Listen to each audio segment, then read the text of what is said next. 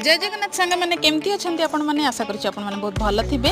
आज मुझे बनई आलू परोटा किसी आलू सीझे देती आलू सीझे चोखा करदे चोखा करके कढ़ई किसी तेल नहीं जीरा किसी नहीं जाती पियाज काटी पकई कंचा लंका रसुण ताकि कुटिकी पकई धनिया पत्र भी काटी पकई टमाटो भी देकी आलू चोखा हो सारापर अटा किसी चकटी देली अटा किसी चकटी धरिकी गोला करके रखीदेली गली चुली नागे कहीं चुली आलू परोटा कर शीत दिन गरम गरम आलू परोटा खाया बहुत भल लगे।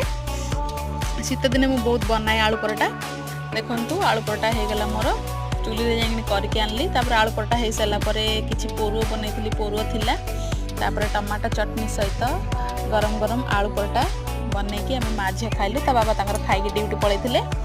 जदि मो वीडियोटी आपण मन को भल लगे निहाती लाइक शेयर सब्सक्राइब करदेवे। जय जगन्नाथ रोहुची बाय बाय। आपण भी शीत दिन गरम गरम आलू परोटा बनईकी खातु भल रुहतु सुस्थ रुहतु। जय जगन्नाथ।